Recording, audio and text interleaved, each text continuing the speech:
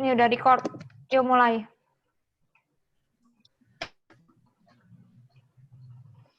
Bismillahirrahmanirrahim. Assalamualaikum warahmatullahi wabarakatuh.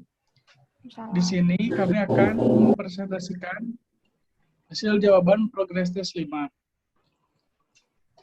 Sebelumnya, saya akan memperkenalkan anggota kelompok 3, yaitu saya sendiri, Aldi Rizky Nugraha, NPM 181000313, Risma Sri Devi, 181000303, Nanda Pratiwi, 181000343, Muhammad Syahdantori, 181000363. Materi pertama akan disampaikan oleh saya sendiri.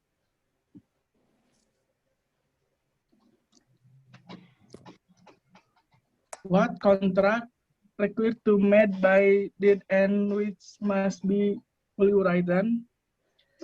Pertama, suatu dokumen menjadi akta jika ditandatangani, disegel, dan dikirim. Dua, berakhirnya suatu periode waktu terdiri dari pemungutan suara akta, perjanjian. Tiga, akta harus digunakan memberi atau menciptakan kekuatan hukum atas tanah, mentransfer kapal Inggris atau bagian apapun di kapal Inggris. Keempat, suatu akta tunduk pada jangka waktu dan membuat pertahanan tambahan tertentu, non ex factum, estoppel by deed, penggabungan. 5.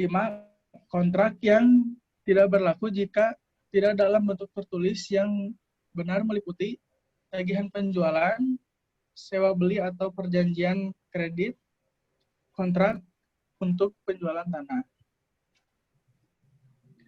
Nomor 2, what contract are unenforceable unless evidence is in writing? What is meant by unenforceable and evidence in this contract? Beberapa kontrak harus dibuktikan secara tertulis. Jika tidak ada cukup bukti, maka kontrak tidak akan berlaku. Sejak Undang-Undang 1984, contohnya adalah kontrak jaminan. Nomor 3, what is contract of guard and how does it different from a indefinite contract? Satu, jaminan adalah kontrak untuk membayar hutang, kompensasi atau keguguran orang lain. 2, ganti rugi adalah kompensasi itu sendiri. Ganti rugi tidak perlu dibuktikan secara tertulis. Jaminan membutuhkan memorandum tertulis dengan 2 pengecualian. Pertimbangan tidak perlu dicantumkan dalam memorandum seperti dalam Amandemen 1856. Tidak perlu ada memorandum yang jaminannya merupakan bagian dari transaksi yang lebih besar. Untuk contoh, jaminan yang diberikan oleh Del Trader Agent. Selanjutnya akan dibacakan oleh Syahdan. Explain the doctrine of part performance and give example of its operation. Niat untuk menciptakan hubungan hukum agar kesepakatan dapat diberlakukan sebagai kontrak yang mengikat itu harus merupakan niat para pihak untuk menciptakan hubungan hukum. Tidak ada daftar lengkap situasi di mana tidak ada niat seperti itu. Tapi mereka terutama terbagi dalam 3 kategori. Yang pertama ada sebuah pengaturan sosial dan domestik. Yang kedua menciptakan hubungan hukum. Yang ketiga kesepakatan kolektif. Next.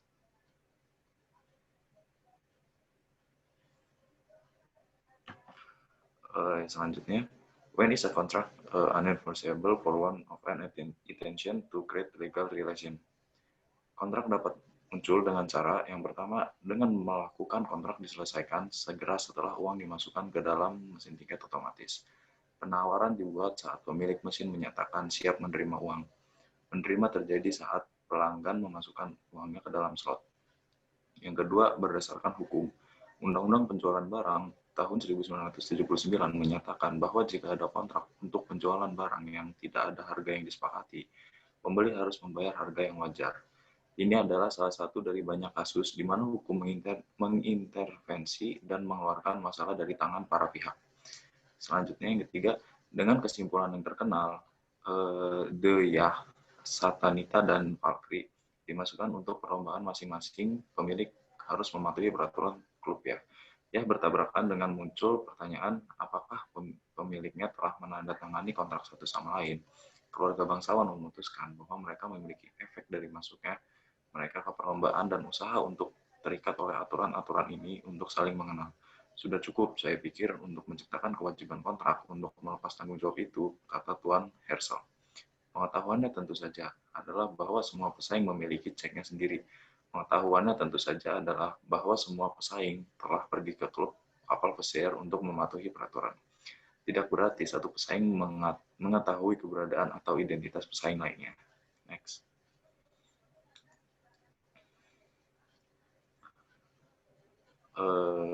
Selanjutnya, distinguish between a general and specific offer. Karakteristik penawaran. Penawaran yang valid memiliki karakteristik tertentu. Yang pertama, sebuah kepastian janji untuk membayar ekstra $5 atau untuk membeli kuda lain jika seekor kuda terbukti beruntung bagiku. Terlalu kabur untuk dianggap sebagai tawaran. Yang kedua, komunikasi penawaran harus dikomunikasikan kepada penerima penawaran sebelum dapat diterima. Dengan demikian, jika seorang pelaut membantu menavigasi pulang kapal tanpa memberitahu pemiliknya terlebih dahulu, dia tidak dapat menuntut pembayaran, karena pemilik belum memiliki pemberitahuan tentang tawaran, dan oleh karena itu, tidak ada kesempatan untuk menerima atau menolaknya. Ini telah menimbulkan masalah dalam kasus hadiah. Misalkan, ada perampokan bersenjata dan perusahaan asuransi menawarkan hadiah atas informasi yang mengarah pada keyakinan para perampok. Kecurigaan Anda dibangkitkan oleh berlian yang Anda lihat melalui jendela sebelah. Anda mengetahui polisi dan tetangga Anda pada akhirnya akan dihukum. Apakah Anda berhak atas hadiah jika Anda tidak tahu bahwa itu telah ditawarkan? Ini juga menimbulkan kesulitan dengan tawaran balik. Selanjutnya akan dibacakan oleh Risma. Yang selanjutnya yaitu distinguish and overfrom, yaitu yang pertama ada an invitation to trade, yaitu pernyataan yang dimaksudkan untuk mendapatkan tawaran dari orang lain. Tawaran yang diperoleh dapat diterima atau tidak tanpa kewajiban.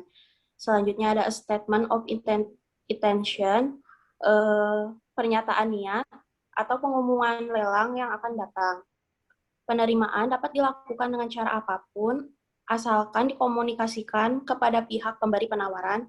Cara penerimaan yang ditentukannya yaitu yang pertama ada penerimaan harus aktif, dan yang kedua ada pengabaian komunikasi dan kontrak melalui pos. Selanjutnya, apply the rules of over and acceptance to the following situation. Yang pertama ada penawaran, yaitu yang pertama penawaran khusus, juga penawaran umum. Di sini juga ada penerimaan. Yang pertama ada cara penerimaan ditentukan, dan yang kedua yaitu penerimaan dengan perilaku positif. Yang ketiganya di sini ada pengecualian dengan memperhatikan suatu keadaan, juga tawaran melalui telex tidak diterima sampai pemberitahuan tentang penerimaan semuanya tanpa tergantung pada keadaan masing-masing kasus. Yang selanjutnya, how may and over be revoked, yaitu tawaran tidak perlu langsung diterima karena ada banyak cara untuk menyampaikan penawaran dan berbagai kemungkinan yang mungkin menjadi bagian dari pokok bahasan penawaran. Pihak pemberi penawaran mungkin merasa perlu untuk memberikan waktu yang cukup kepada penerima penawaran untuk menerima atau menolak penawaran tersebut. Dengan cara yang sama, suatu penawaran tidak dapat tetap terbuka selamanya, sehingga begitu diberikan, penawaran tersebut tidak pernah berakhir dan tidak dapat dihentikan. Undang-undang mengakui 7 cara di mana tawaran dapat berakhir, yaitu selain penerimaan tentu saja ada pencabutan, penolakan oleh penerima penawaran, tawaran balik, penerimaan dengan tawaran balik, selang waktu, kematian atau kegilaan seseorang, atau kehancuran istilah penting, dan ketidaksahan. Kami akan memeriksa masing-masing secara bergantian. Yang selanjutnya ada what is the counter offer, what is the effect of the parties, and subject to contract in a written, yaitu persetujuan para pihak diperlukan agar kontrak dapat diberlakukan. Pandangan klasik abad ke-19 adalah bahwa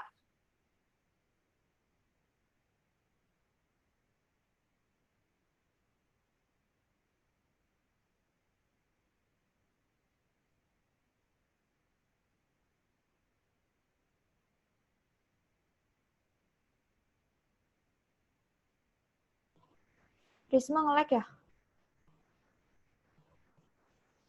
Ya udah dilanjutin aja ya sama Nanda. Jadi yang selanjutnya itu ada what is a contract offer, what is the effect of the parents subject to contract and a written.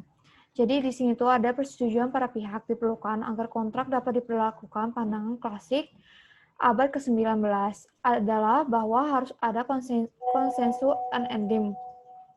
unendem, yaitu pikiran para pihak harus bertemu dan setuju. Keluarga bangsawan seperti yang diamati oleh Lord Clark LC harus menentukan antara dua pihak. Keduanya sama sekali tidak bersalah. Pada keduanya harus jatuh bersamanya dengan biaya memaksa fakta agar tidak mudah masuk ke dalam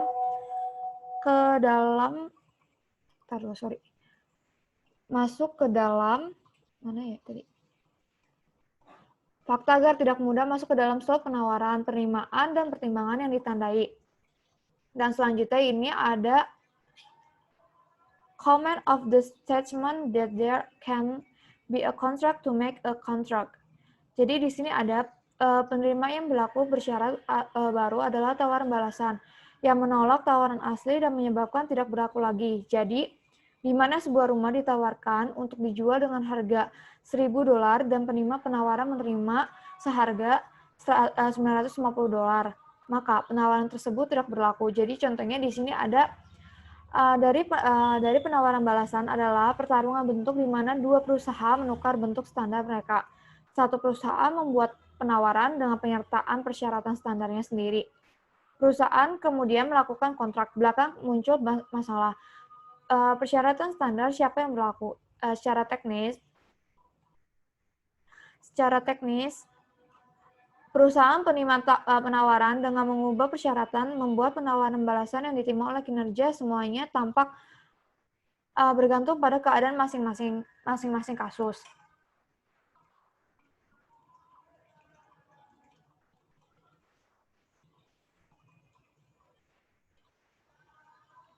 Sebentar ya, ini yang nggak bisa di slide.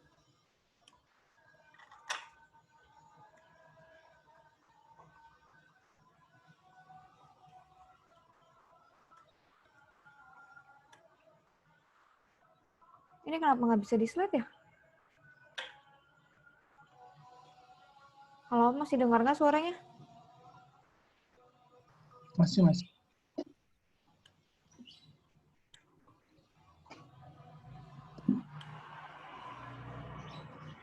Bentar, ini nggak bisa di slide. Oh, ini. Selanjutnya itu ada what forms are commonly taken by tenders. Jadi di sini tuh ada sebuah penawaran kadaluarsa. Nah, yang pertama itu, jika salah satu pihak memberi penawaran atau penerima penawaran meninggal sebelum diterima, tetapi kematian pihak pemberi penawaran mungkin tidak membatalkan penerimaan selanjutnya yang akan diberikan. Nah, contohnya tuh kayak pihak penerima tidak mengetahui kematiannya ketika dia menerimanya. Terus juga ada juga contohnya itu kepribadian pihak pemberi penawaran tidak penting dalam kontrak. Nah, terus yang B ini ada jika tidak diterima dalam waktu yang ditentukan dan juga waktu yang wajar. Nah, kalau misalkan waktu yang wajar itu contohnya tuh kayak jika penerima penawaran tidak membuat penerimaan yang sah dan juga jika penawaran tunduk pada pemenuhan syarat dan syarat itu tidak terpenuhi. Nah, tawaran untuk mempertahankan agar tawaran tetap terbuka untuk waktu tertentu atau opsi tidak mengikat kecuali yang dibuat di bawah segel dan juga didukung oleh pertimbangan berharga seperti kontrak sederhana lainnya. Sok, Mak, dilanjut oleh Risma.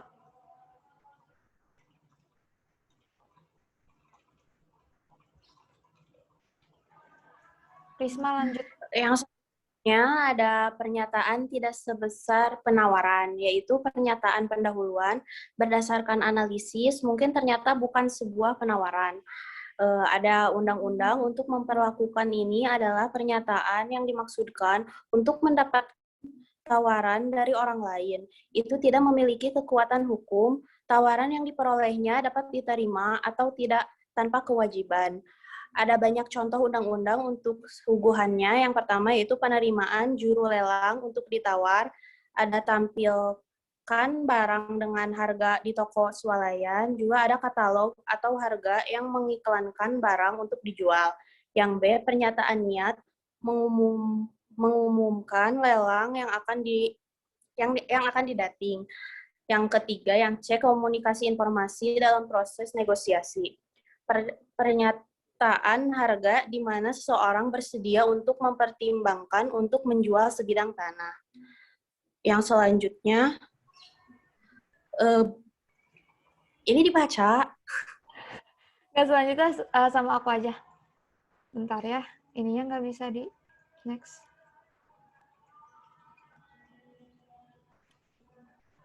Oh, ini.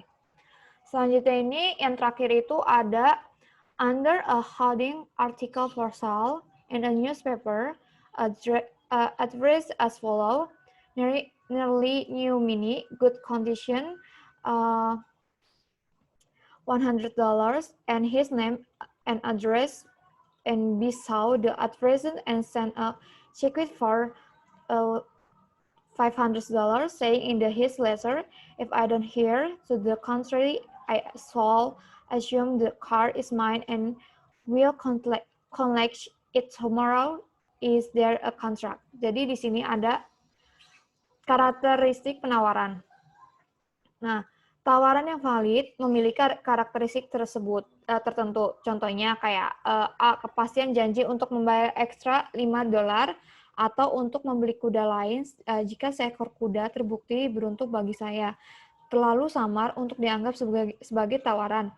Dan yang B itu, komunikasi penawaran harus dikomunikasikan pada penerima penawaran sebelum dapat diterima.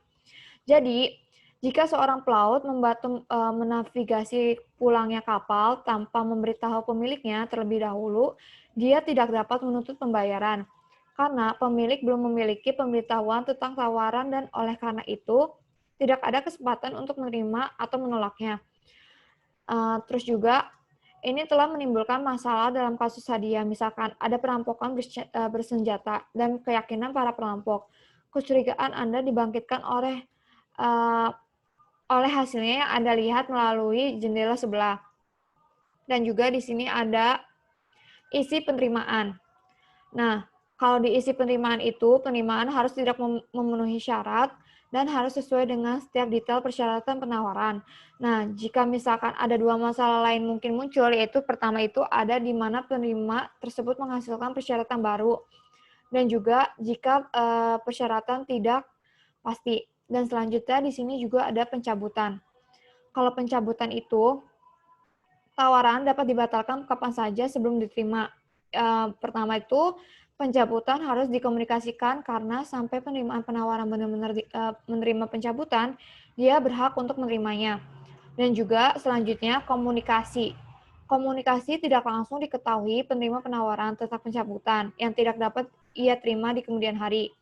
Meskipun dia mendengar hanya secara tidak langsung, misalkan, di mana calon pembeli tanah mengetahui melalui pihak ketiga yang dapat diandalkan bahwa pihak penerima penawaran telah setuju untuk menjual tanah tersebut pada penerima penawaran lain. Atau dalam kasus kontrak sepihak atau umumnya tampak bahwa setelah penerimaan penawaran mulai melaksanakan kinerja, penerimaan penawaran terlambat untuk mencabut tawarannya. Selanjutnya ini ada perbandingan dari bukunya William T. Major tentang hukum kontrak. Siapa yang mau baca? Aldi mau baca? Ya, sok. Selanjutnya dibaca. Di dalam buku tersebut, pada halaman 215 menjelaskan tentang kontrak jaminan, yaitu sebuah kontrak jaminan dibuat kala mana suatu pihak penjamin berjanji untuk bertanggung jawab atas setiap utang kegagalan bayar, atas kekeliruan orang lain. Pada halaman 215 juga menjelaskan tentang ganti rugi yang dibedakan dari jaminan. Perbedaan terbesar adalah A. Penjamin menjadikan dirinya penanggung jawab sekunder. B. Orang yang memberikan ganti atas suatu kerugian adalah penanggung jawab primer. Dalam halaman 257 menjelaskan sebagian tentang performa yang harus lengkap, yaitu kewajiban kontraktual terputus performa lengkap janji pihak-pihak yang bersangkutan. Promis berhak memperoleh manfaat dari performa lengkap yang secara eksak sesuai dengan janji promisor pihak yang berjanji. Pada halaman 23 tersebut menjelaskan tentang komunikasi penawaran yang dilakukan secara khusus atau umum. Pada bab 2 halaman 21 menjelaskan tentang undangan bukan sebuah tawaran, yaitu tawaran yang harus dibedakan dari sekadar dengan undangan untuk mengajukan penawaran. Kemudian bab 3 halaman 43 terdapat penjelasan mengenai niat, yaitu maksud atau itikat. Untuk menciptakan relasi atau ikatan hukum merupakan elemen esensi, elemen yang sangat penting dan pokok di dalam kontrak, dijelaskan pada halaman 35 mengenai pembatalan. Oke, selanjutnya saya akan menambahkan di perbandingan bukunya William Stamager, di bagian bab 3 halaman 43 terdapat penjelasan mengenai niat, yaitu maksudnya adalah itikat baik. Untuk menciptakan relasi atau ikatan hukum merupakan elemen esensial, elemen yang sangat penting dan pokok di dalam kontrak. Bila mana tak ada niat untuk terkait dalam kontrak dengan kedua pihak, maka tidak ada kontrak atau kontrak tidak akan terjadi. Dan juga di sini pada halaman 23 kan sudah dijelaskan, dan saya akan menambahkan sedikit. Di halaman 23 itu, sebuah penawaran bisa dikomunikasikan kepada seorang atau sekelompok orang, atau terdapat pula komunikasi ke khalayak umum. Contohnya, apabila sebuah tawaran dibuat kepada seseorang atau sekelompok orang tertentu, penerimaan tidak boleh dibuat oleh seorang atau kelompok orang yang bukan pihak yang ditawarkan. Dan juga contoh lain yaitu ketika sebuah tawaran ditunjukkan kepada khalayak umum, penerimaan yang absah boleh jadi dibuat oleh seseorang yang diberitahu tawaran ini. Dan terakhir, pada halaman 35 mengenai pembatalan, di sini ada dua contoh pembatalan, yaitu penghentian sebuah tawaran mungkin berakhir karena pembatalan habis waktu, atau penolakan, apapun sebabnya. Tawaran tersebut kehilangan akibat hukumnya dan tidak terjadi penerimaannya. Dan yang kedua itu contohnya itu kayak komunikasi tidak langsung pembatalan. Jadi, asalkan pihak yang menawarkan sudah memperlihatkan dengan kata-kata atau perbuatan suatu niat atau maksud yang jelas untuk membatalkan dan memberitahu sudah sampai pihak yang menawar, maka pembatalan itu efektif diberlakukan. Sudah.